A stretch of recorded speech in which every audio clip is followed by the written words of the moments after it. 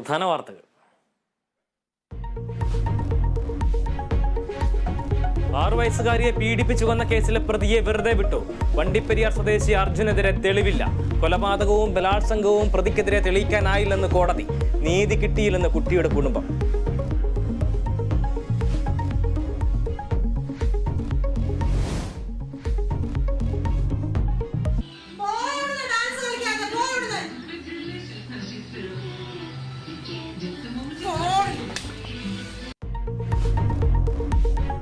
കൊല്ലം തേവലക്കരയിൽ 80-കാരിയെ മർദ്ദിച്ച മരുമകൾ അറസ്റ്റിലായത് ഹയർ സെക്കൻഡറി അധ്യാപികയായ മഞ്ജുമോൾ തോമസ്.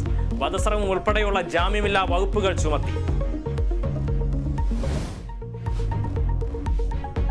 പാർലമെന്റ് അതിക്രമത്തിൽ ഇരുസഭകളും സ്തംഭിപ്പിച്ച് പ്രതിപക്ഷം. കേരളത്തിൽ നിന്നുള്ള 6 MP-മാർ ഉൾപ്പെടെ 15 MP-മാർക്ക് സസ്പെൻഷൻ. ഡെറിക് ഒബ്രിയൻ അവകാശ ലംഘനം നടത്തിയെന്ന ആക്ഷേപം. അമിത്ഷാ പ്രസ്താവന നടത്തണമെന്ന് പ്രതിപക്ഷം ലോക്സഭയിൽ. ആവശ്യം തള്ളി സ്പീക്കർ.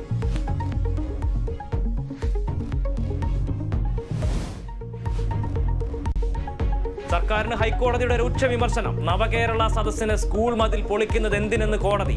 സംഭവിച്ചു പോയെന്ന് സർക്കാർ. വിമർശനം ചക്കുവള്ളി ക്ഷേത്ര മതിൽ മൈതാന കേസിൽ.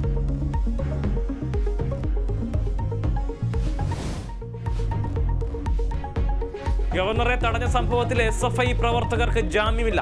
7 പ്രവർത്തകരുടെ ജാമ്യാപേക്ഷ കോടതി തള്ളി. പ്രതികൾക്കെതിരെ കുറ്റങ്ങൾ നിലനിൽക്കുമെന്ന് കോടതി. പ്രതിഷേധം നിയന്ത്രിക്കുന്നതിലെ വീഴ്ച മനഃപൂർവ്വമല്ലെന്ന പോലീസ് റിപ്പോർട്ട്.